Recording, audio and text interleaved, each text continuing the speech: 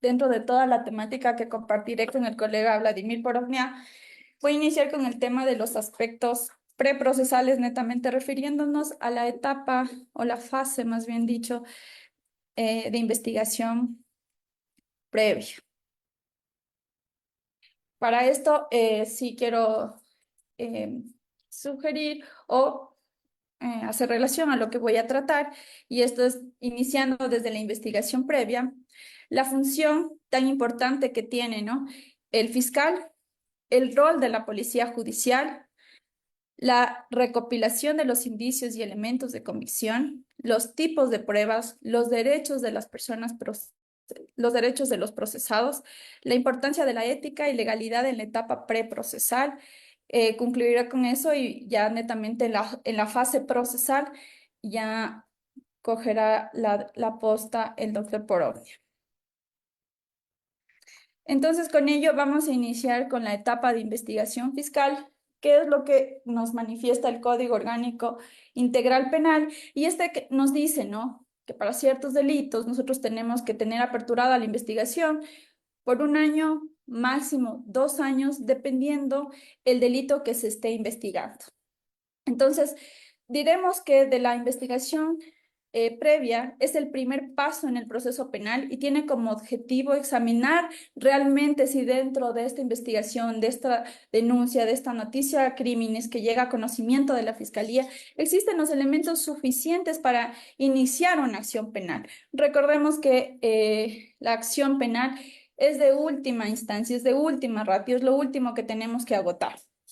Durante esta fase se recogen indicios y evidencias que permitirán al fiscal decidir si se presenta una acusación formal o no. Esto ya posteriormente lo explicará con mejor énfasis el doctor Porognia, pero lo que yo quiero hacer énfasis, vuelvo y repito, en esta fase es la calidad de la investigación previa que debe llevar a cabo la fiscalía, conjuntamente con los sujetos procesales, conjuntamente con con la actuación activa del abogado.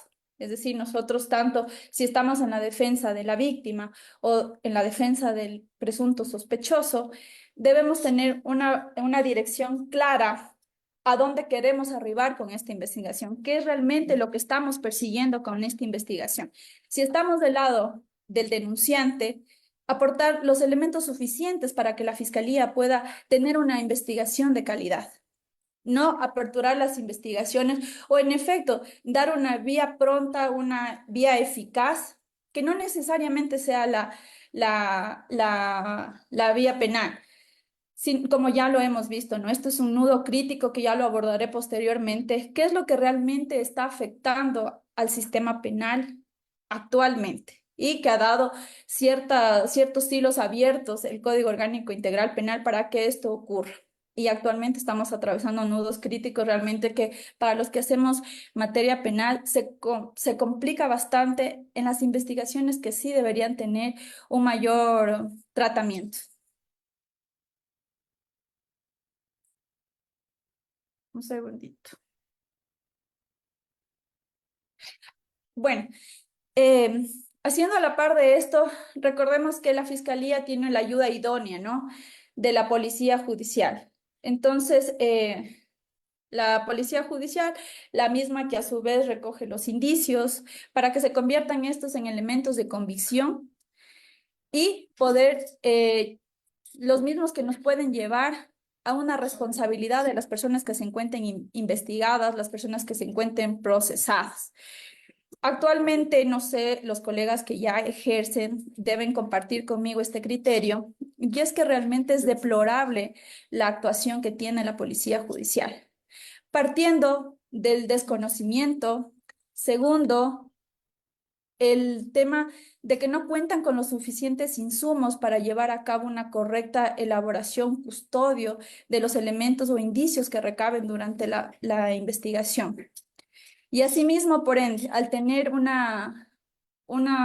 hilo muy fino en no poder tener conocimiento. Luego de esto, la recolección de los indicios. También tenemos una incorrecta valoración por parte de la Fiscalía, quien es realmente la autoridad que va a valorar estos elementos, estos indicios transformados, ¿no es cierto?, para delimitar una responsabilidad a las personas que se encuentren investigadas o en su defecto procesadas. Entonces, la mayoría que estamos dentro del campo penal, creo que compartirán conmigo esta deplorable actuación por parte de la Policía Judicial, como a su vez ya lo trataremos también posteriormente de la Fiscalía.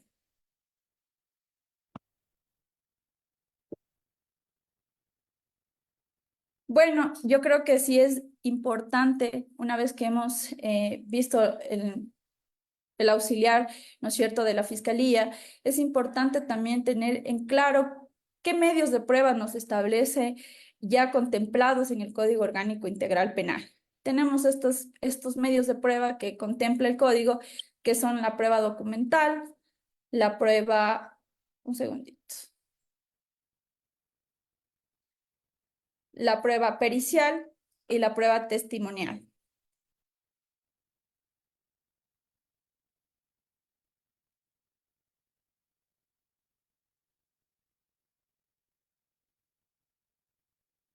Ahora bien, quiero sí quiero como retrotraerme en la línea de la explicación que estaba tomando en consideración, perdón, ya que según lo que ha explicado ya la Corte Constitucional, algunos tratadistas y procesalistas estudiosos en la materia penal, como me voy a referir específicamente al estudio académico que ha realizado el doctor Ernesto Albán, es sobre cómo se debe valorar correctamente un elemento de convicción, qué es lo que realmente debe contener ese elemento de convicción para que luego sea valorado de una forma correcta por parte de los fiscales que llevan a cabo las investigaciones. Y esto es que tiene que tener una relevancia. La prueba debe tener ese elemento, este indicio debe tener una conexión directa con los hechos que se investigan dentro de lo que se está imputando. Entonces, muchas veces nosotros vamos a ver que la fiscalía no tiene ni siquiera la idea por dónde iniciar el hilo, la investigación, por dónde debe aperturar sus investigaciones. Más aún, vamos a ver la deficiencia que existe posteriormente cuando tiene que valorar estos elementos de convicción. Asimismo, nos habla y nos dice que tiene que haber una correcta admisibilidad. La prueba debe ser legalmente admisible de acuerdo con las normas procesales y las leyes vigentes. Tenemos que tener una correcta obtención de este elemento, de este indicio, que luego se convertirá en un medio de prueba, ¿no? Si es que llegamos a una etapa ya procesal como es el juicio, que eso ya obviamente lo explicará ya con mayor detención mi colega. Asimismo, la fiabilidad, examinar la autenticidad de este elemento, de este medio de prueba, la cadena de custodia que ya todos conocemos, la integridad del contenido, cómo lo vamos a obtener, de dónde lo vamos a obtener y para cuál es la pertinencia, cuál es la relevancia o qué información vamos a obtener de ese indicio o de ese elemento de convicción sustancial para la investigación. Porque recordemos que luego si se va a transformar en un proceso. Entonces, esta es la etapa preprocesal donde tenemos que ya nosotros hacer un camino, un trabajito de hormiga, lo digo yo, para evitar justamente que se aperturen procesos innecesarios o en su defecto que se archiven si no tienen mérito de ser investigado. La pertinencia, por supuesto, analizar si este elemento, si esta prueba, si este indicio contribuye a resolver cuestiones de hecho relevantes en el caso. Entonces, vamos a ver creo que comparten conmigo la mayoría de colegas que muchas veces el trabajo de la fiscalía realmente es informal, lo hacen de manera ya mecánica, versiones, recogen versiones, que el reconocimiento del lugar de los hechos, infinidad de diligencias, a veces innecesarias para el desarrollo correcto de la investigación, que realmente no nos van a aportar información veraz para que nosotros podamos llegar a una verdad procesal y una verdad de los hechos.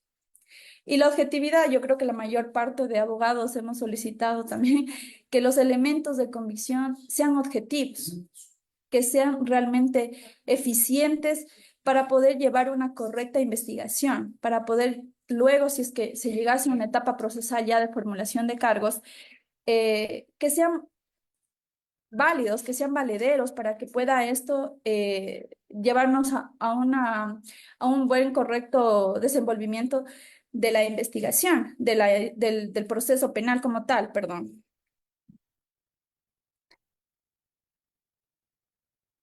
Ahora, creo que es importante las consecuencias de esto, obviamente. Si quiero abordar un poquito y ahí detenerme un momento aquí, las consecuencias de lo que estamos viviendo, estos nudos críticos con los que inicié mi intervención, que se han dado con el Código Orgánico Integral Penal, es justamente obtener, y la consecuencia de esto es que no hemos tenido una calidad de la investigación. Hemos aperturado, o la Fiscalía ha aperturado millones sin números de investigaciones que se encuentran en la actualidad aperturadas cuando ni siquiera se encuentran diligenciadas, no se encuentran despachadas o las tienen abiertas sin ningún impulso procesal de ninguna de las partes, ni de la fiscalía ni del abogado que interpuso. Entonces, no estamos teniendo una calidad de la investigación. Asimismo, el tiempo de las diligencias, compartirán conmigo los colegas que la Fiscalía no debería realizar estas trabas, porque como mencioné, se ha vuelto más un trabajo mecánico realmente que un trabajo investigativo, que es lo que nos debe interesar a los abogados que ejercemos o estamos litigando en materia penal. Que estas trabas no se den por parte de la Fiscalía y sean innecesarias inclusive. Como yo les decía, que no nos lleve a obtener una información veraz, que no nos lleve a obtener una información relevante para nuestro caso. Creo que es importante el tiempo de las diligencias eh, para verificar si en verdad existe mérito de investigar o de lo contrario, pues ya pasaremos al tercer punto, que es el archivo de las investigaciones sin mérito, como decía. Hemos visto cuántas personas o cuántos abogados que se encuentran en esta sala me darán la razón que tenemos un sinnúmero de investigaciones aperturadas, varias, ¿no es cierto? Muchas de ellas no tienen mérito de ser investigados. Entonces, si no tenemos una calidad de la investigación, nos estamos retardando con el tiempo de la diligencia, entonces la Fiscalía no debería tener reparo en archivar las investigaciones que primero no se están impulsando, segundo no se tiene ningún elemento de convicción o indicio realmente que nos lleve a presumir que tiene mérito de ser investigado. Con lo mismo, lo único que estamos haciendo es retrasando, ¿no es cierto? Retrasando los procesos penales que deberían realmente ser investigados y eficientemente solucionados, porque todos necesitamos una respuesta. Entonces, por último, no necesitamos iniciar investigaciones de manera innecesaria, colocar denuncias. Recordemos que, como dije, el derecho penal es de última instancia, es de última ratio. Entonces, por parte de los abogados también considero que debería haber una correcta asesoría a nuestros patrocinados, no iniciar innecesariamente esta vía penal, porque las trabas que se nos vienen en el camino realmente no solamente es por parte de la defensa, sino también por todos los sujetos activos en el proceso penal.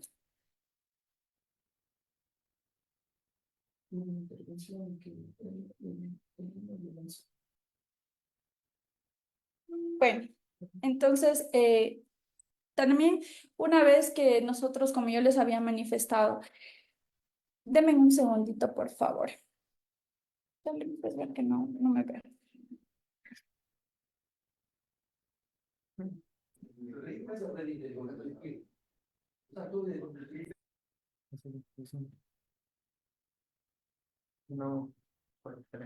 Perdón, disculpen, pues, tenía una pequeña falla con la presentación.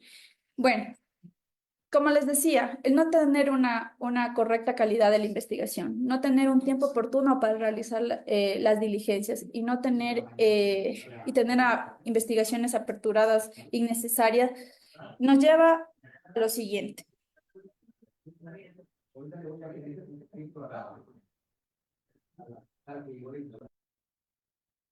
Posiblemente si es que avanzamos de la etapa preprocesal y avanzamos a una fase procesal netamente, como ya vendría siendo la formulación de cargos, se verían vulnerados muchos derechos, entre ellos los derechos de los procesados.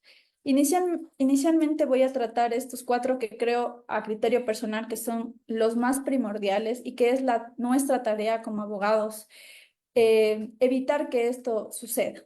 Primero, por parte de la Fiscalía, hemos visto, como ya mencioné, algunos pasos de forma mecánica que los van realizando y realmente no nos aportan en la investigación, no nos conllevan a tener una investigación realmente eficaz. Entonces, para ello, a criterio personal, considero que los abogados que estamos en la defensa de los procesados, ya que nuestra actuación, si es que estamos del lado de la víctima, realmente es otra, pero me voy a reflejar básicamente en los derechos, en la defensa, cuando estamos de defensa de los procesados. Considero yo que deberíamos tener una vigilancia activa del proceso, realmente asegurarnos que el fiscal no lleve a actos que infrinjan los derechos fundamentales del imputado, como la presunción de inocencia. Uno de los Es una regla, por decirlo así, que la persona que atraviesa un proceso penal goza de la presunción de inocencia. Entonces, las personas o los abogados que han palpado el sistema penal me darán totalmente la razón, y es que en el momento en el que se procesa, se imputa a una persona, realmente muchas veces conlleva tener una pena anticipada, es tratada de forma ya, digamos, aislada, o muchas veces incluso siendo ya discriminado o coartado su derecho a la defensa. Los abogados debemos tener una vigilancia activa de este proceso. Asimismo, creo que a capa y espada debemos procurar, ¿no es cierto?, la protección del derecho a la defensa. ¿Qué es lo que conlleva con esto? Que la presunción de inocencia no es un mero formalismo, es la piedra angular de nuestro sistema de justicia. Para ello, entonces, debemos mantener el equilibrio en el proceso penal, evitando que el fiscal limite injustamente el acceso a la defensa y la participación activa de nosotros como abogados.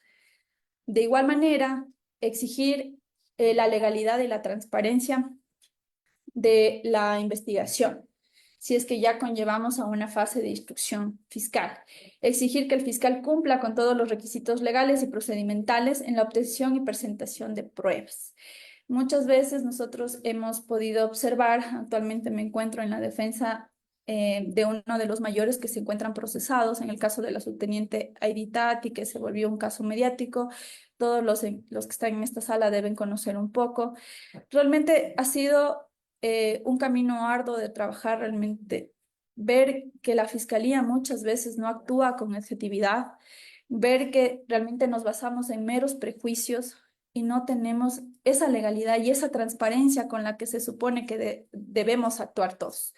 Por buena fe y lealtad procesal, y más que nada, por tener igualdad de armas. Recordemos que si estamos ejerciendo la defensa de los procesados, somos la parte débil del proceso.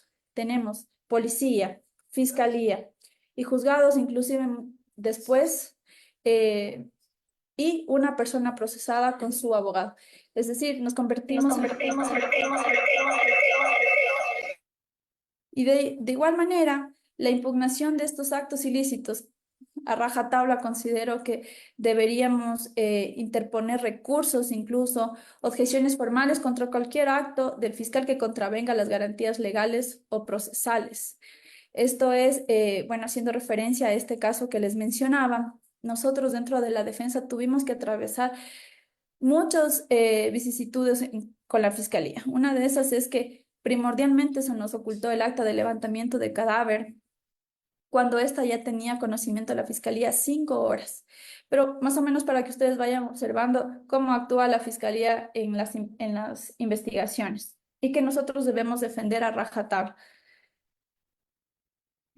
Para esto tenemos mecanismos, por supuesto, como son las denuncias ante el Consejo de la Judicatura sobre este actuar de los fiscales. Muchas vías realmente que nosotros tenemos que tomar y no dejarnos, doctores, porque realmente si es que estamos ejerciendo las defensas, el derecho que tiene nuestro representado es que se agote todas las vías posibles para demostrar su inocencia o en su defecto también que sea justo, equitativo y transparente el proceso por el cual está cursando. Como conclusiones, me voy a referir netamente sobre los aspectos preprocesales que ya he tratado, que en el juzgamiento de delitos son de vital importancia para establecer un marco justo y equitativo en el sistema penal, desde la investigación preliminar o previa, que lo conocemos nosotros, hasta la protección de los derechos de los procesados o imputados. Cada elemento, eh, denme un segundo, a ver si se me fue, perdón. Bueno, cada elemento que se obtenga dentro de la investigación, cada indicio que se obtenga debe ser legal, debe ser transparente, debe ser objetivo para nosotros, como bien ya lo ha manifestado la Corte Interamericana de Derechos Humanos, podamos actuar en igualdad de armas. Esto realmente no se ha visto por parte de la Fiscalía.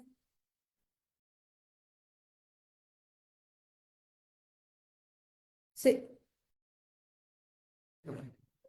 a ver, denme un minutito, por favor.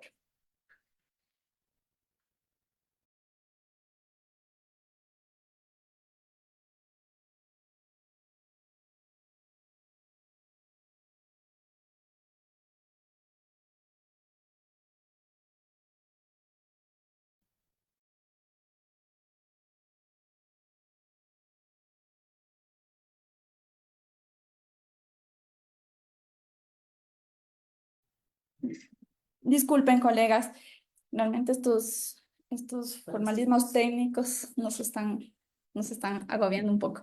Pero bueno, iba concluyendo y es que, como ya bien manifestaba estos nudos críticos que ha presentado el Código Orgánico Integral Penal, ya mi colega me acompañará en la fase procesal netamente, pero sí debemos exigir que dentro de las investigaciones de esta fase preprocesal, la calidad de la investigación, que no se aperturen investigaciones por aperturarse y tomar en consideración que la vía penal es la última instancia. También parte de nuestro asesoramiento a los clientes es que evitemos esta vía si es que tenemos otro mecanismo para realizarlo y las que sí ameriten ser investigadas, que sean de manera eficiente, de manera técnica, en igualdad de condiciones, en igualdad de armas. Con eso, no sé si ustedes tienen alguna duda, si no, proseguimos con las preguntas después de la intervención de mi colega, porque ya va a tratar netamente la fase procesal, que es donde considero yo que se ha visto más los cuellos de botella. Entonces, les agradezco mucho por su atención. Espero que haya sido sumamente clara mi exposición y cualquier duda estoy a las órdenes. Bien, gracias, doctora. En honor al tiempo, vamos a ir directamente entonces a cederle la palabra al doctor Vladimir, porque también está, a continuación sigue la doctora Vivian Monteiro. Entonces, lo escuchamos, doctor Vladimir, por favor.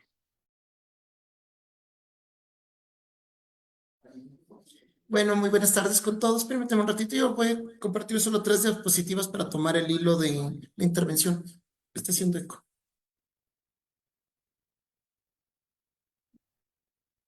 Permítanme. Bueno, el tema a abordar es justo aspectos preprocesales y procesales para el juzgamiento de delitos, aspectos críticos. Muy bien, hay que tomar en cuenta, como lo dijo Vanessa, la investigación previa, como su propio nombre lo implica, dice, es previo, pero ¿previo a qué? Previo a un proceso penal, es decir, es una fase preprocesal penal. Muy bien, en un procedimiento ordinario, que de este procedimiento ordinario sirven varias, es casi lo mismo variando los plazos, por ejemplo, para delitos flagrantes y con excepción del procedimiento directo. En un procedimiento ordinario se lo hace cuando Fiscalía ya tiene los elementos de convicción suficientes para primero creer que existe un delito y que existe una responsabilidad eventual de alguien, le solicita a un juez de garantías penales mediante sorteo la audiencia de formulación de cargos. Entonces es importante que las etapas del proceso son 3, de acuerdo al Código Orgánico Integral Penal. Antes de la vigencia del COIP, lo que eran recursos y apelaciones también eran fases del proceso, etapas de un proceso. Entonces, con el COIP se estableció que es la instrucción, la evaluatoria y preparatoria de juicio y el juicio. Esas son las 3 etapas que hay en un procedimiento ordinario. Muy bien. Dentro de la instrucción, cuando el fiscal tiene los elementos suficientes, le solicita al juez día y hora para que se realice, y esta instrucción nace con la audiencia de formulación de cargos. Aquí hay que tomar en cuenta algo. Si bien es cierto, de acuerdo al artículo 195 de la Constitución de la República, el titular de la acción penal pública le corresponde a la Fiscalía General del Estado. En esta audiencia, básicamente, Fiscalía es el encargado de indicar, individualizar los elementos de convicción en contra de quién, el número de cédula, la duración de la instrucción, el delito y demás. Y no hay mucho protagonismo por parte de los jueces ni tampoco de los abogados. Es más, nadie se puede oponer, ni siquiera un juez, a que un fiscal inicie esta etapa de instrucción. ¿Qué analiza el juez? Yo sí llamo como una reflexión a que los jueces también sí deberían advertir cosas como, ¿qué pasa si es que un delito ya está prescrito la acción y Fiscalía formuló cargos? Claro, eso se podrá tratar en una etapa intermedia en la audiencia de evaluación y preparatoria de juicio en las partes de vicios, pero sucede. A veces ya Fiscalía dice, bueno, voy a ver si no se dan cuenta o si no alegan, no pasa nada. Entonces, es muy pasiva la actuación del juez en torno dentro de la audiencia de evaluación y preparatoria de juicio. Es más, los abogados, lo que vamos a pelear cuando nosotros estamos en defensa de los procesados es básicamente las medidas cautelares. Con respecto a estas medidas cautelares, les voy a compartir algunas experiencias y que no todos los jueces saben. Y a quienes son colegas, les invito a que algún rato revisen el informe sobre el uso de la prisión preventiva establecido por la CIDH, informe sobre el uso de la prisión preventiva en las Américas. Esta es una recopilación de varias sentencias, porque la tendencia es a que cada vez se use menos la prisión preventiva. Recordemos que la prisión preventiva, en primer lugar, es una medida cautelar de carácter personal. No voy a abordar las de carácter real. La personal es la más drástica que existe, porque limita la libertad de la persona. Yo digo, después de la vida, quitando algunos derechos como el derecho al salud, a una vida digna y demás, ¿de qué sirve la vida si es que no tenemos libertad? Para empezar. Aquí les voy a citar esta sentencia en el caso Peirano, Basso y otros versus Uruguay.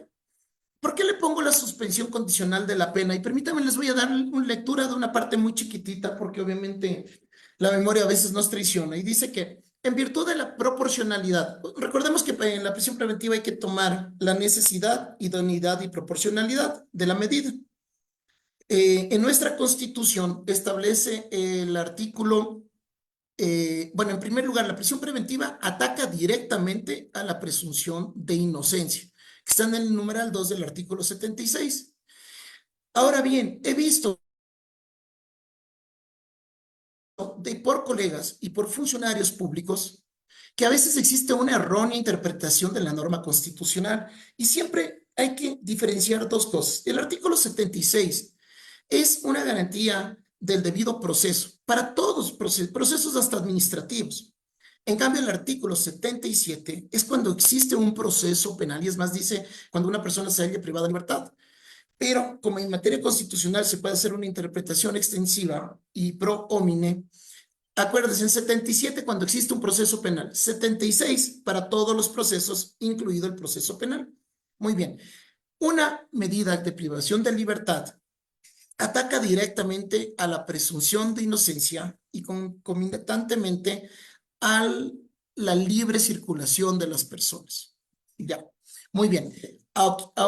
Retomando el hilo, con respecto a la prisión preventiva, ¿qué ha dicho la CIDH en este caso? Dice que en virtud de la proporcionalidad, no se podrá recurrir a la prisión cautelar cuando la pena prevista por el delito imputado no sea privativa de libertad. Eso es más que lógico. Es decir, que si es que hay alguna infracción que está sancionada y específicamente un delito sancionado con, digamos que solamente multas y no se prive la libertad, no se puede dictar esta medida. Aplicando nuestra legislación, de hecho, es solamente en delitos de acción penal pública cabe la prisión preventiva. La parte importante y el análisis que hace la Corte dice, tampoco cuando las circunstancias del caso permitan en abstracto suspender la ejecución de una eventual condena. Permítame esta parte trasladarla a nuestro ordenamiento penal. Esto es del Código Orgánico Integral Penal. Nosotros tenemos una figura en el artículo 630 del COIP que se llama la suspensión condicional de la pena, que hay que cumplir algunos requisitos, por decir que la pena privativa de libertad no supere 5 años, que no sea sexual, que no ataque la vida, en fin, eso ya todo el mundo lo puede revisar o ya deben tener conocimiento, pero el análisis lógico es este. Si es que una persona se le va a hallar culpable en la etapa de juicio y además que esté ejecutoriada ya la sentencia, que haya agotado todos los recursos y se le haya culpable, dentro de la etapa de juicio existe esta figura de la suspensión condicional de la pena que antes se podía poner dentro de las 24 y se amplió el plazo en las últimas reformas. Y esto es, ok, yo soy culpable, señor juez, pero por favor, en vez de mandarme preso, pongamos que la pena del tribunal es de 4 años. En vez de mandarme preso 4 años, por favor, permítame cumplir la pena en libertad con algunas condiciones. Entonces, si una persona en un proceso penal que goza de la presunción de inocencia y se le inició este proceso penal, se le hallare culpable por el delito y este delito es susceptible de una suspensión condicional de la pena, es decir, que soy culpable y no voy a estar privado de la libertad cumpliendo la pena, entonces mal se podría solicitar por parte de Fiscalía la prisión preventiva y mal podría un juez dictar prisión preventiva cuando, aunque me hallen culpable en una etapa de juicio, yo puedo hacer una suspensión condicional de la pena. Es bastante interesante este análisis, cita otros casos con respecto a los peligros de fuga, enunciamiento y demás. Muy bien, ahora, esta sí va a ser una crítica a lo que es las últimas reformas del Código Orgánico Integral Penal. Recordemos que anteriormente se podía, en el numeral 5 del artículo 653 del Código Orgánico Integral Penal, apelar del auto del auto que dictaba la prisión preventiva. Es decir, perdón un ratito, ya, era de la resolución que concedía la prisión preventiva. Antes solamente se podía apelar de eso y es lógico, porque si la prisión preventiva es la medida más drástica a una persona, uno tenía el derecho de que un superior en un recurso de apelación, es decir, una corte provincial sería en nuestros casos, en el caso del Ecuador, revise esta medida tan drástica, si cumplió con los requisitos de idoneidad, proporcionalidad, necesidad, en fin. No obstante, ahora el legislador dice, no, no basta con solamente se puede apelar a la prisión preventiva. Ahora démosle la oportunidad a Fiscalía de que apele de la resolución que niega la prisión preventiva. Por Dios santo, esto para mi criterio es una barbaridad del legislador. ¿Por qué? Porque en primer lugar atañe a una mínima intervención penal. En segundo lugar, ¿qué nos establece la Constitución de la República en el artículo 76, numeral 2? La inocencia en primer lugar. En segundo lugar, permítame solo un ratito, por favor. Ya, en el artículo 77, perdón, no me veo aquí. En el artículo 77, permítame solo un ratito, por favor.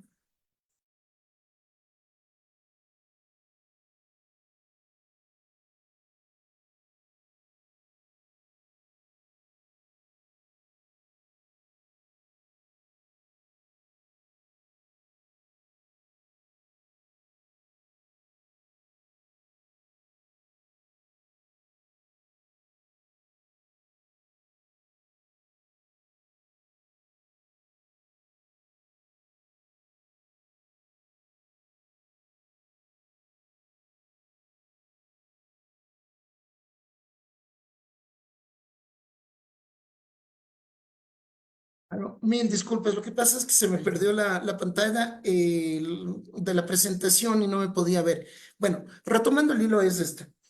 El artículo 77 en el numeral 1 nos dice que la prisión preventiva no es la regla general, que es la excepción. Lo que todo el mundo hemos escuchado más de una vez, que es de última ratio.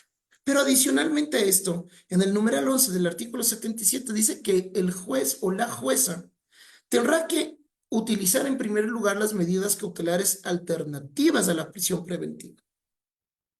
Entonces, imagínense, en estos principios van a reducir la prisión preventiva. Y existe además por la CIDH, recordemos que el Estado ecuatoriano reconoce a la Corte Interamericana de Derechos Humanos y en el artículo 424, 425 y 426 con respecto a la supremacía, el reconocimiento de que la norma constitucional es suprema, que se reconoce a los tratados y derechos humanos a la par de la Constitución y que los funcionarios públicos tienen que respetar la Constitución. La CIDH tiene una guía práctica para reducir la prisión preventiva. En esta guía práctica para reducir el uso de la prisión preventiva dice, ok, analicen todos estos aspectos de la necesidad, proporcionalidad y idoneidad. Pero además dice que esto no solamente tiene que estar normado, sino que tiene que ser utilizado. Y una de las formas de reducir la prisión preventiva es desde el legislador. Lamentablemente, esta sí es una crítica a estas últimas reformas. Ahora se puede apelar de la resolución que niega la prisión preventiva. Y en el caso que les compartía Vanessa, en el caso de femicidio, a ti es lo que sucedió. La señora jueza muy objetivamente no dictó la prisión preventiva. ¿Por qué? Porque tomó en consideración que si bien es cierto, existía una presunta materialidad, esto es un delito de femicidio, no existía una responsabilidad suficiente con respecto a las personas que se les calificó la flagrancia y se les formuló cargos y se inició un proceso penal. Y por eso es que no dicta. Fiscalía apela de la resolución que niega la prisión preventiva y la Corte da la vuelta sin ningún tipo de motivación. Nosotros ya hemos presentado una acción extraordinaria de protección, tomando en consideración que existe una nueva sentencia con respecto a los requisitos de motivación de la Corte Constitucional del Ecuador, en donde establece vicios de inatenencia, inaparencia, lógica, en fin, comprensibilidad y demás. Entonces, en este caso, la Corte dio la vuelta solamente porque el caso fue mediático, sin ningún tipo de motivación. Nosotros lo que hicimos más adelante es solicitar una audiencia de sustitución de medidas y una de revocatoria de la prisión preventiva. Se puede presentar las dos cosas. La jueza, si es que utiliza la una o la otra, ya no es necesaria, pero se puede interponer las dos cosas. Nos negó la revocatoria, nos concedió la sustitución de las medidas, tomando en consideración que habían hechos nuevos y en este caso realmente lo que llama la atención no es lo mediático, es la mala fe, en este caso puntual de la Fiscalía del COCA. Le dije, ¿cómo así? Pero yo pagué por una de Circon.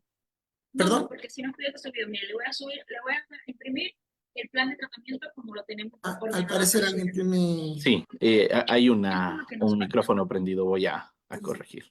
Ya, continúe, doctor. Gracias, mi estimado Demian. Entonces, imagínense, el punto es que la Corte dio la vuelta porque fue un caso mediático sin ningún tipo de motivación. Entonces, perdón, ¿puedes poner el video? Permíteme un minutito, mi estimado Demian y queridos colegas. No sé por qué no les puedo ver la presentación y a ustedes al mismo tiempo. Un minutito de su paciencia, les ofrezco una disculpa. A veces nos juegan en contra. Ya, ahí está, las herramientas. Listo. Entonces, aquí, contra toda lógica, si es que la tendencia es reducir la prisión preventiva, porque son excepcionales, no solo en la Constitución, sino la tendencia de la CIDH, es decir, a nivel regional, ¿cómo es posible que el legislador dé la oportunidad a Fiscalía de apelar de la resolución que niega la prisión preventiva? Mi criterio muy personal es que existe un retroceso con respecto a esta medida. Muy bien, la siguiente diapositiva para seguir un poco ya. Muy bien, vamos a otra desigualdad que existe aquí. Todos conocemos que después de que se acaba la instrucción, el fiscal está obligado a cerrar la instrucción y a solicitar al juez una audiencia de evaluación y preparatoria de juicio. Esto se conoce como la etapa intermedia. Aquí un poco también haciendo una cadena con exposición de Vanessa, El tema es este. En una investigación previa que dice que el COIP dice que podrá durar máximo 1 año si es que los delitos, si la pena privativa de libertad es hasta 5 años, la duración de la investigación es 1 año. Si es que supera la pena privativa de libertad del delito, por ejemplo, un caso de estafa que es hasta 7 años, la investigación podrá durar 2 años. Un poco de los comentarios, un poco me anticipo.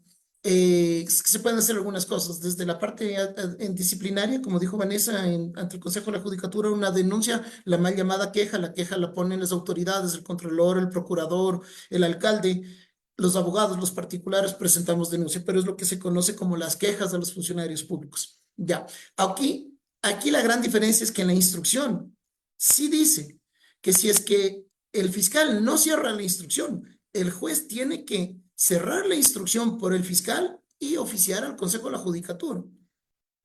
Para mí dejo sobre la mesa de que tal vez esta misma figura se lo debería hacer en la parte de la investigación previa. Pero muy bien.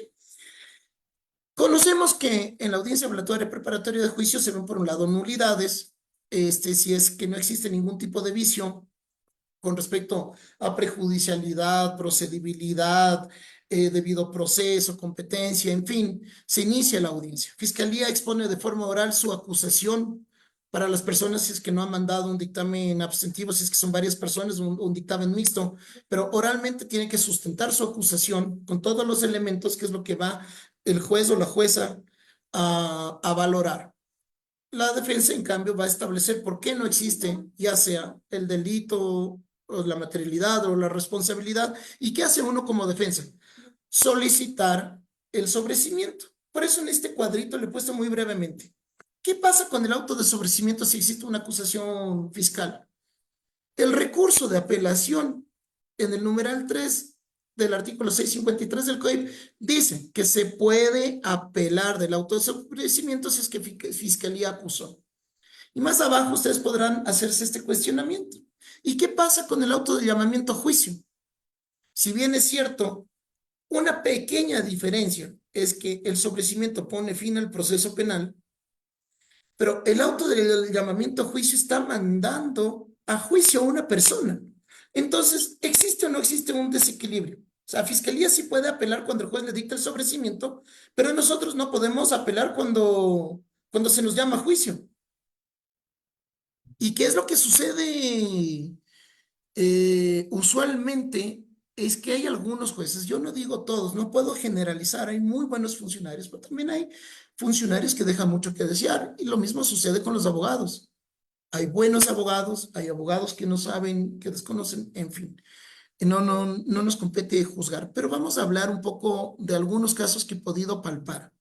Y estoy más que seguro que si es que ustedes, ejerciendo el derecho de petición y el acceso a información pública, lo solicitan al Consejo de la Judicatura, a la Unidad de Estadísticas y Censos, vamos a ver que casi los jueces no dictan un auto de sobrecimiento porque muchas veces se lavan las manos y dicen, ¿sabe qué? Que pase a tribunales.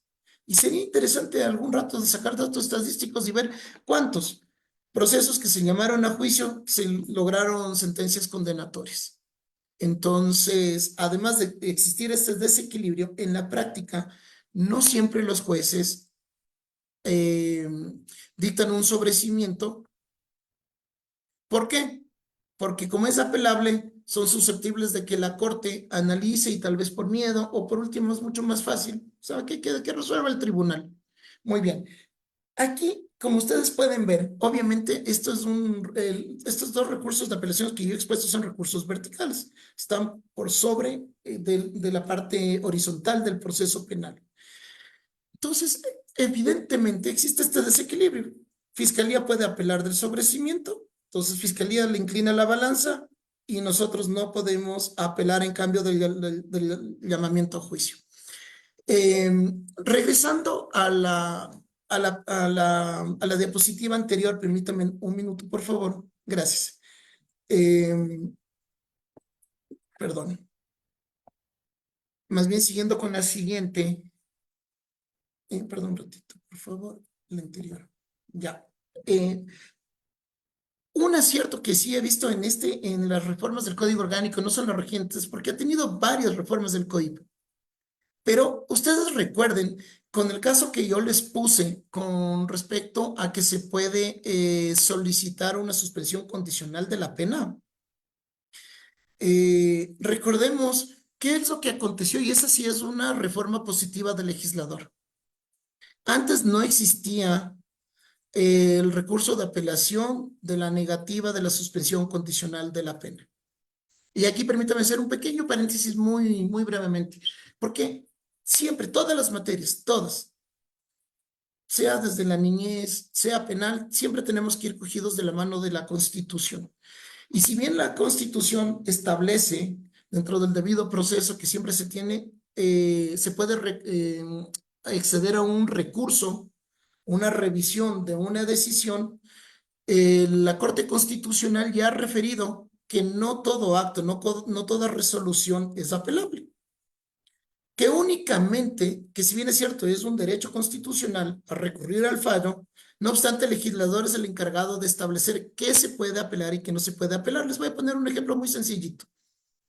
Una contravención en donde no se le prive de la libertad no tiene recurso de apelación. Imagínense lo que sería si ya tenemos un sistema procesal muy desgastado, con la carga procesal, falta de jueces. En los últimos casos, además de corrupción, hay menos jueces desvinculados, no se han llamado concursos, no hay vacantes, se acumulan los procesos, que mañana todo el mundo podamos apelar a la gente que nos puso una contravención de tránsito por no utilizar el cinturón de seguridad. No sé si me hice comprender. Entonces, claro, la Constitución dice que yo todo puedo apelar, pero la Corte dice lo único que ha establecido el legislador y lo que está en la ley.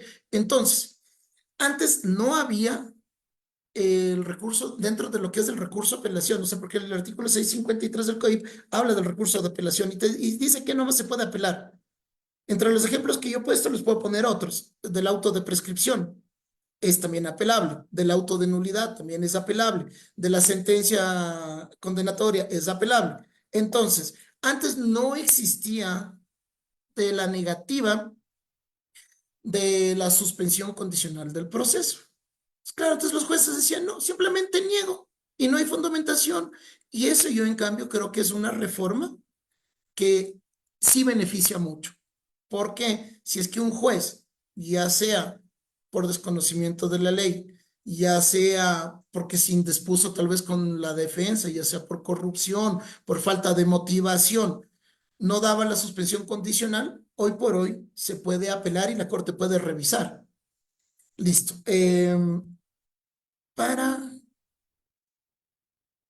Bueno, básicamente, esas son es con respecto a en honor al tiempo, lo que me ha parecido un poco relevante dentro de lo que es ya cuando inicia un proceso penal y sobre todo desde la instrucción hasta la etapa intermedia.